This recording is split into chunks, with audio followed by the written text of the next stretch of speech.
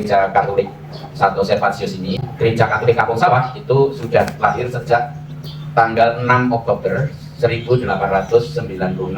Lahirnya Gereja Katolik Kampung Sawah itu dilihat dari lapisan pertama, yaitu 18 orang asli Betawi Kampung Sawah yang dibaptis Katolik, dan ini menjadi cikal bakal bagi lahirnya Gereja Katolik Kampung Sawah. Gereja Santo Servatius itu baru diberi nama Gereja Santo Servatius itu tahun 1995. Sebelumnya itu Gereja Katolik Santo Antonius itu 1903. Gereja ini mempunyai umat 9.802 umat. Di sini ada 4 romo yang melayani. Nama saya itu Romo Yohanes Wartoyo. Itu ada di Greenland. Wardono nama saya. Surat tapi nggak apa-apa. Nah, dan tapi yang kuat di Kampung Sawah adalah kearifan lokalnya, ya. Pantun tadi itu juga salah satu kearifan lokal. Dongeng itu kearifan lokal, ya. Dongeng itu biasanya pada zaman dulu itu diwariskan dari nenek, dari orang tua kepada anak. Itu kan untuk menasihati sebetulnya, ya. Pantun juga seperti itu, ada nasihat tapi juga ada pantun yang untuk kejenakaan, untuk keakraban dan segala macam. Itu kearifan lokal, ya.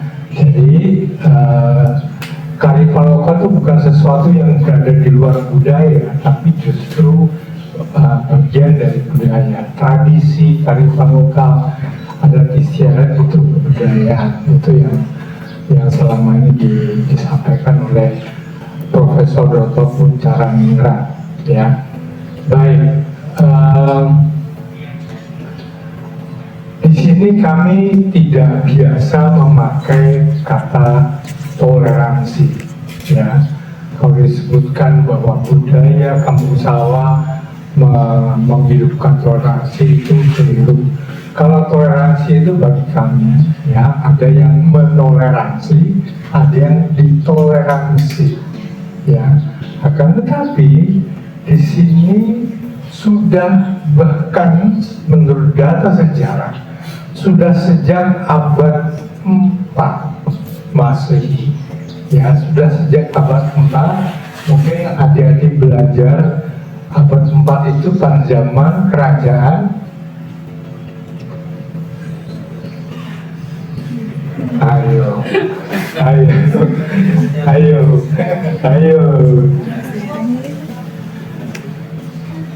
Kerajaan Tarumanagara.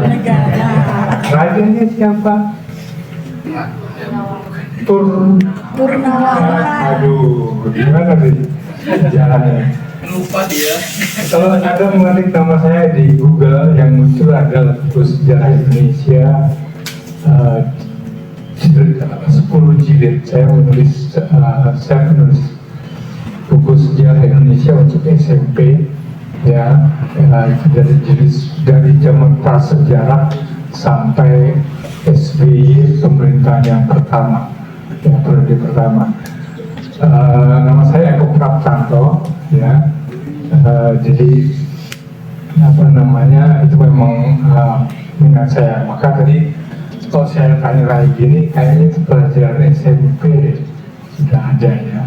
Tarumanegara, ya, itu pada saat itu kalau dalam periodisasi sejarah itu disebut periode sejarah kuno, ya, periode sejarah kuno. Dan itu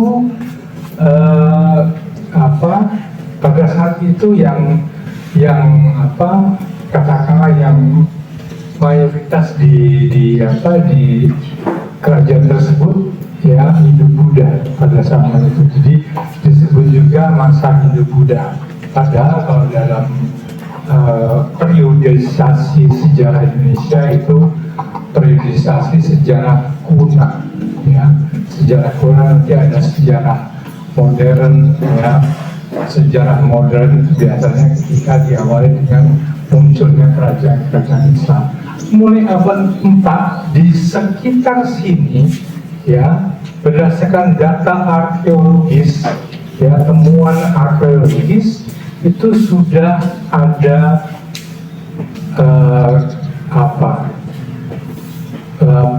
yang bermacam-macam.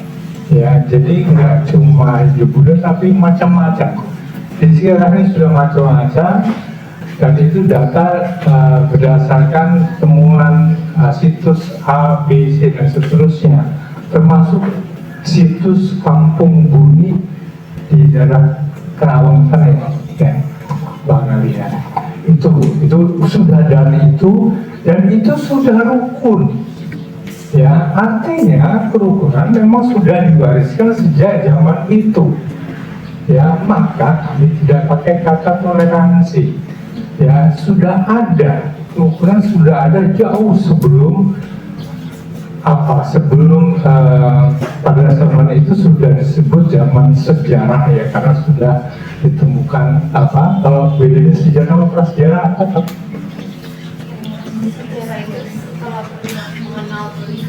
Sudah ada tulisan, sudah ditemukan tulisan. Terima kasih luar biasa, tepuk tangan ya, Pak. Itu sudah ada rukun pola-pola hidup kerukunan pada zaman itu. Ya. Akan tetapi catatan sejarahnya setelah itu adalah pada abad 17. Ya, pada abad 17. Jadi nggak tahu itu hilang setelah itu tidak ada yang mencatat. Pada abad 17 juga kembali terdata bahwa sudah begitu banyak di sini ada penduduk yang sudah rukun, ya, kemudian ya hidup dengan dalam keberbedaan, sudah rukun, ya. Catatan berikutnya baru di abad 19. Nah, saya sengaja mengambil sejarah karena ini bagiannya Bang Ali, bagiannya budaya kearifan lokal yang seperti apa. Nanti akan disampaikan apa yang namanya satu puun, apa yang namanya ngejotin, apa yang namanya ngaduk dodol, apa yang namanya ada begitu banyak kearifan lokal yang ada di kampung sawah, ya, yang itu nilai-nilainya sebetulnya sudah terkandung nilai-nilai Pancasila di dalamnya. Jadi sebelum Pancasila digali dan lahir, katakanlah digali dan dirumuskan, ya, dan itu ini kan kaitannya juga dengan profil pelajar Pancasila ya, kalau nggak salah seperti itu kan program Mas Menteri ya, maksudnya untuk mengedepankan Pancasila. Bagaimana sekarang di sekolah-sekolah, di banyak sekolah, saya kebetulan juga mendapatkan banyak informasi, banyak kesenian-kesenian yang ditampilkan, kesenian-kesenian yang beraroma Pancasila, ya. Jadi saya memberi contoh, misalnya saja ngaduk dodol, tradisi ngaduk dodol di sini, tapi nanti akan dikembangkan oleh Pak Arif, ya. Ngaduk dodol di sini kita kenal kalau ngaduk dodol itu berat ya, kalau sudah makin jadi makin berat, biasanya 8 jam, ya. Itu ada nilai apa? Nilai gotong royong. Gotong royong sila keberapa? Ayo, sila ke 4 terkandung di situ ya. Baik, di situ harus ngaduk beramai-ramai, dan itu tidak pandang agama, yang Muslim ikut mengaduk, yang Kristen, yang Katolik ikut mengaduk, dan itu berarti bukan main karena harus sampai 8 jam baru jadi. Dan uniknya di kampung sawah, dodol nggak pernah jadi, sangat jarang jadi. Kenapa? Itu kalau dodol masih setengah jadi namanya kolek, ya. Baru jadi kolek udah jadi harus habis. Kenapa? Udah pada minta. Biasanya minta pakai gedebong pisang yang dibikin kayak piring gitu, pada nyodol gini, ya. Terus, dan memang itu nanti akan dibagi-bagi. Jadi sebelum jadi dodol sini sudah habis, ya. Jadi kampung sawah dodol nggak pernah jadi sudah setengah jadi, ya katakanlah gitu, sudah habis. Karena saya sendiri lebih suka kolek, kenapa? Karena lebih empuk, ya. Itu dan di situ ada tradisi berbagi setelah beberapa tahun pastinya, ya. Jadi ada nilai berbagi, ya, saling berbagi tanpa pandang agama, tanpa pandang suku, etnis dan segala macam. Kemudian tadi ada nilai gotong royong. Nah, di situ kemudian nanti akan lebih bisa mengenali. Saya lebih ke sejarahnya sedikit gitu ya. Kenapa? Kenapa sejarah? Karena sejarah ke Gereja Katolik Kampung Sawah adalah sejarah kemasyarakatan. Karena selalu diawali dengan saling sikap berbagi kepada masyarakat. Ya, kayak sebelum ada gereja biasanya ada rumah sakit atau ada sekolah. Di sini ada sekolah, ya. Dulu di sini ada koperasi, ada macam-macam koperasi, dan itulah yang menyatukan dengan masyarakat. Kemudian kalau nanti ada mampir ke mural yang Isara Mabel itu, di situ ada satu cerita, ada seorang pelayan masyarakat, dan itu beliau calon Romo seperti Romo Wartoyo ini, masih calon, dan itu punya kebiasaan membagikan atau dia menyediakan kain kafan dan odokolonya ya. Biasanya orang meninggal itu suka diceritakan itu ya, odokolonya dan kain kafan untuk saudara-saudara muslim, ya, dan itu selalu tersedia. Dan mereka yang meninggal, ya, yang keluarga meninggal akan minta ke beliau kemudian menjadi romo paroki di sini, ya. Setelah itu, ya, artinya saya hanya mau menyampaikan bahwa cerita-cerita sejarah di sini cerita-cerita tentang kerukunan, dan itu berbasis budaya Betawi Kampung Sawah. Kalau tadi juga Romo mengatakan Betawi Kampung Sawah. Anda kalau menulis, ya, ketika nanti sudah membuat laporan, tolong ditulis lengkap, ya, Betawi Kampung Sawah, karena Betawi Kampung Sawah berbeda dengan Betawi Kota. Ada dua kategorisasi untuk etnik Betawi, ya, dan saya mengatakan Betawi itu etnis, ya, suku. Dulu pernah ada perdebatan apakah Betawi itu etnis atau bukan. Saya berpendapat ini suku memang, ya, dan itu malah terdiri dari etnik subetnik. Subetnik itu terbagi menjadi subetnik dan subdialek, ya. Pembagian besarnya adalah ada Betawi Kota, ada Betawi Ora. Ya, Betawi Kota itu di Batavia dan sekitarnya. Ya, suku Betawi muncul, ya, terbentuk itu di abad 19. Ya. Dimulai di abad 18 itu bahasa yang dipakai di Batavia di kalangan rakyat, ya, di kalangan pribumi. Ya, ada begitu banyak percampuran dialek di situ menjadi satu suku, ya, dan namanya suku Betawi.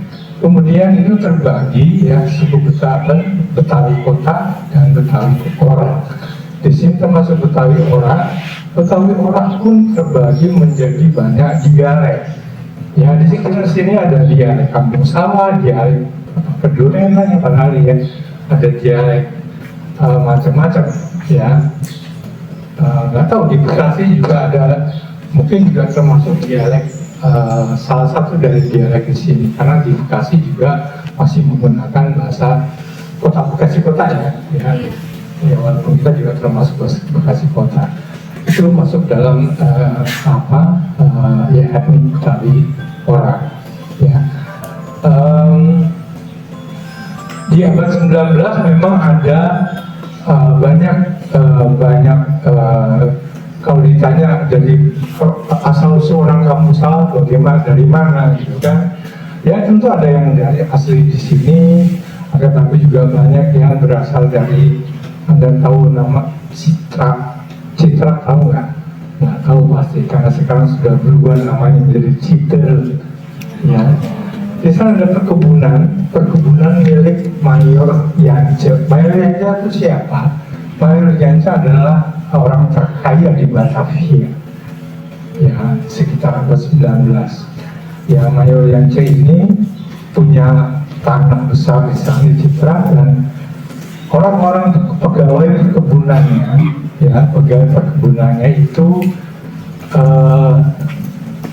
tinggal di sini ya, tinggal di sini dan beranak pinak, kemudian bercampur dengan ada istilahnya bedol desa dari desa Bendo di sekitar Jepara ya, saya mengenali ya di Jepara, kemudian dari Macuwarno di sekitar Gunung Grun itu migrasi ke sini. Nggak tahu, belum ada penelitian kenapa mereka ke sini, apa yang ada keindahan apa di sini sehingga mereka pada ke sini, sehingga kampung sawah merupakan percampuran dari macam-macam etnis, macam-macam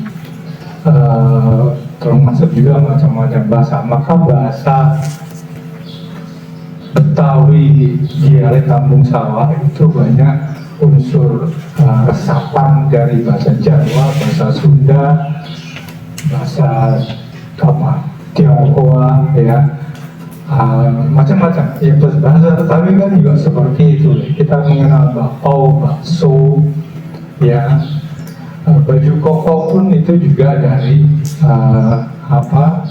tradisi Tionghoa ya, seperti itu. Dan kalau ini memang kostum nasional ya. 22 Juni 1922 Bung Karno mengatakan peci adalah kostum nasional ya. Jadi kalau ada tradisi di orang kampung sawah memang sejak zaman dulu pakai ini ya, pakai peci ya, dan kalau ada perayaan pakai baju koko ya memang sudah seperti itu ya sejak lampau. Itu unsur-unsur budaya ya, unsur-unsur budaya yang nanti akan dipertegas oleh Bang Nali ya. Unsur-unsur budaya inilah yang membuat orang kampung saya begitu mudah untuk rukun. Maka disebutkan, banyak yang menyebutkan bahwa orang kampung sawah itu rukunnya bawaan pokok ya, karena sudah diwariskan dari leluhurnya ya, dari neneknya, kemudian neneknya diwariskan oleh nasihat yang berarti kearifan lokal ya, nasihat orang tua kepada anak dalam bentuk apapun itu juga kearifan lokal ya. Itulah yang terjadi di kampung sawah, sehingga ini terbentuk satu nilai yang memang mereka sudah terwariskan. Jadi anak-anak ya sampai sekarang pun sudah terwariskan dari nasihat, pantun atau apapun dari orang tuanya ya. Jadi itu gambaran umumnya ya. Saya nggak perlu banyak-banyak, nanti mungkin pada saat ini aja ya. Sekarang mungkin lebih dalam ya soal kearifan lokalnya, unsur-unsur budayanya yang membuat kampung sawah itu begitu mudah untuk rukun ya. Oh ya, saya menambahkan sedikit untuk kekiniannya ya. Untuk kekiniannya, di kampung sawah begitu mudah untuk ngumpulin orang-orang yang dari macam-macam lintas agama. Kenapa? Ya sudah kebiasaan begitu ya. kalau di kelurahan lain mungkin Anda tahu kalau di kelurahan biasanya ada kegiatan apa, musrembang, ya apa yang kemudian apa ada administrasi. Saya di Kelurahan Jatimurni, salah satu kelurahan jantung Kampung Sawah, di sana sering diadakan diskusi kebangsaan. Ya, diskusi kebangsaan, sebuah kelurahan yang sering banget mengadakan acara diskusi kebangsaan, diskusi kearifan lokal, diskusi budaya, ya. Dan salah satu yang nanti akan diperdalam oleh Bang Nali adalah satu kearifan lokal ngumpul, ya, namanya ngeriung bareng. Ngeriung bareng itu bahkan pernah dan sampai sekarang terjadi dari tahun ke tahun, ya, kumpul dari macam-macam kalangan yang ada di sini, macam-macam komunitas di sini, macam-macam agama yang ada di sini, selalu kumpul dan selalu ingin melihat apa yang sudah dilakukan di Kampung Sawah, kemudian bagaimana mencari solusi kalau memang ada masalah. Saya ingat betul, kalau berkaitan dengan sejarah, tahun 2009 itu ngeriung bareng ini semacam di setengah formalkan, ya. Tahun 2009 kami menyadari ini sebetulnya berawal dari cuma ngobrol-ngobrol di pos keamanan, yang ini gimana nih kita sudah diwarisi kerukunan sama leluhur kita, harus kita revitalisasi lagi semacam itu, ya. Dan terjadilah dengan mudah, ya, 2009 di depan di Salvasius, ya, itu berkumpul dan pada saat itu dideklarasikan, coba pakai kata dideklarasikan, ada 4 nyok itu yuk gitu ya, 4 nyok. Saya lupa apa ininya, tapi yang jelas biasanya di sini merawat lingkungan hidup, ya. Satu nyok ya lingkungan hidup, nyok kita jaga persaudaraan yang ada di Kampung Sawah. 2 lagi saya lupa, nanti mana yang ingat ini ada 4 nyok, ya. Setelah itu tahun demi tahun, ya, itu muncul ngering bareng, dan itu selalu mencari solusi kemudian untuk memperbaiki Kampung Sawah, dan itu dibekali oleh sebuah kerukunan yang memang sudah pada diri dari bawaan orang. Jadi gampang banget untuk ngumpulin orang, ya, karena udah rukun, ya. Maka kami tidak memilih memakai kata toleransi, tapi kerukunan, karena sudah ada sejak dahulunya dan pada semua masyarakatnya, ya. Tahun 2010 di IASPI, ya, di Gor IASPI diadakan dialog budaya. Waktu itu hadir bahkan Kampung Sawah berani bisa menghadirkan Arsvendo Atmowiloto almarhum ketua budayawan, ada Kiai Ma'ruf Amin, wakil presiden kita sekarang, ya, ada Sony Karam, ya, tentu saja Kiai Kondang dari sini, Kiai Rahmadin Afri, ya. 4 orang itu menyampaikan sesuatu dan yang sangat kami kenang, ya, adalah ucapan dari Kiai Ma'ruf Amin. Dia mengatakan begini, kalau semua agama, ya, mengamalkan agamanya secara kontekstual, insya Allah tidak akan ada pemikiran radikal dan seterusnya, ya. Jangan memahami agama secara tekstual, ya, tapi secara kontekstual. Benar mengatakan itu, dan itu kami tentu kami kenal betul.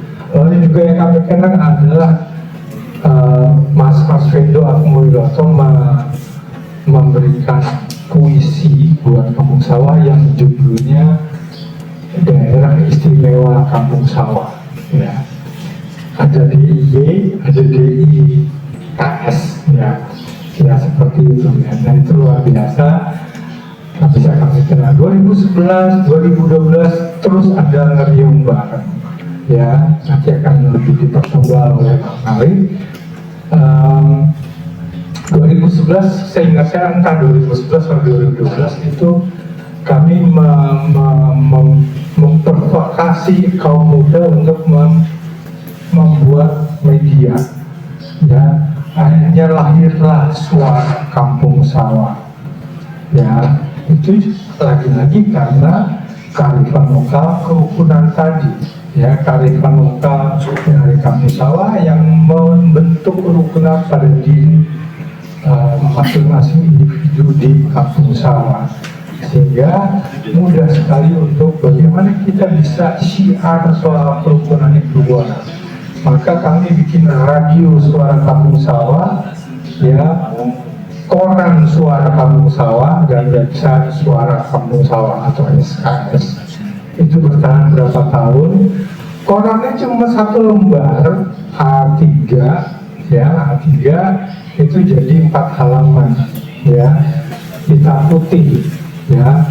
Kalau mau bisa saya share seperti apa korannya, cuma 4 halaman, isinya ya cerita-cerita seputar Kampung Sawah di sini. Kemudian juga ada satu rubrik yang namanya Gogolio, ya. Gogolio itu permainan anak-anak zaman dulu, ya, itu dari batang padi dibelah-belah dikit, diberes-beres sedikit, kemudian ditepuk, lalu diberi mantra. Mantra ini juga kearifan lokal, ya. Nanti Bang Nali yang apa gitu, kalau tanyanya lupa mantranya, pakai mantra, ya. Karena kecil dulu kalau saya waktu masa kecil, saya orang Jakarta juga, orang Betawi, tapi orang kayu manis, ya, orang Betawi kota. Ini saya punya waktu kecil mainan gunung-gunungan, ya. Dulu jorok banget karena masih banyak tanah. Itu kita kumpulin tanah terus jadi gunung, terus kita kencingin gitu. Kita kencingin rawe-rawe, terus pakai mantra gitu kok biar jadi gunung gitu. Manone ubi biar jadi manone gitu. Itu mantra. Dan itu kearifan lokal. Jangan remehkan mantra anak-anak seperti ini, ya.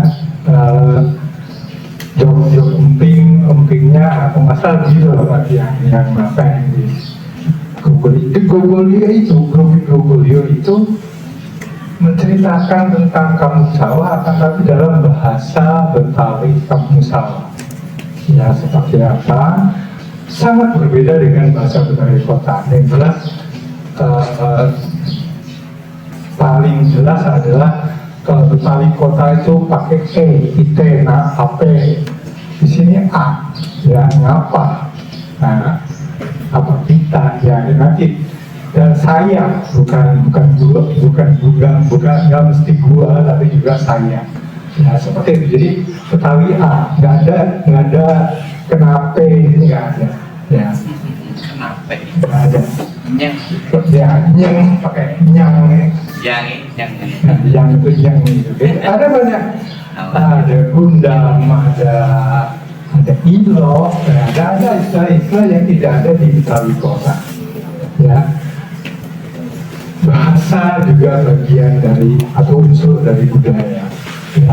Saya udah kemana-mana, ya, nanti supaya lebih itu biar pas foto-foto aja nanti sambil cerita, ya, seperti apa, kenapa perlu Anda foto di sana. Selain Instagram, malah Anda juga bisa menikmati sejarah gereja Kampung Sawah, sejarah gereja Katolik Kampung Sawah yang identik dengan sejarah kerukunan dan sejarah kemasyarakatan. Itu saja. Beli kue bulan di Jati Asih. Sekian, terima kasih. Wassalamualaikum warahmatullahi wabarakatuh. Terima kasih Bang Eko. Saya nggak main patut, mulai kebanyakan saya nunggu dari kalian. Iya, terima kasih. Itu kisah panjangnya kampung sawah, kisah panjangnya kami orang-orang kampung yang selalu menjadi bagian yang dilirik orang. Kenapa ya bisa? Kenapa orang kampung bisa rukun? Kenapa orang kampung bisa akur? Pertanyaannya suka saya balik, lah orang kota lebih pinter kenapa kagak pada akur? Seringkali saya balik, kalau mereka datang ke sini ngapa ya? Bisa ngapa ya? Nah itu dia, tiba-tiba muncul itu bahasa Betawi orang. Lah itu bocah kan ngomong baik. Ilok apa? Nah itu kira-kira. Kalau kalian sering dengar kalimat-kalimat yang muncul dari Mandra, kalimat-kalimat yang muncul dari Mali itu, sebagian besar mereka menggunakan konsep namanya bahasa Betawi kampung sawah. Mereka pakai bahasa Betawi orang. Kalau Mandra sama Mali, mereka kan sudah duluan. Mereka lebih maju kan, terutama giginya. Nah, teman-teman semua, tadi kalau dari ceritanya Bang Eko kayak begitu, ini saya mau nawarin nih gitu, para pendamping, ibu bapak guru, apakah kita mau teruskan dulu ceritanya, terus apakah kasih kesempatan mereka bertanya, atau seperti apa nih, supaya, atau kalau nggak saya cerita dulu, cerita lagi, atau mau keliling dulu untuk kita boleh lihat. Kalau tadi Mas Eko atau Bang Eko bilang di sana itu ada mural yang instagramable banget gitu. Kalian boleh gaya-gaya dikit untuk ya nanti saya mau tampilkan di Insta saya ya gitu sebagai storiesnya.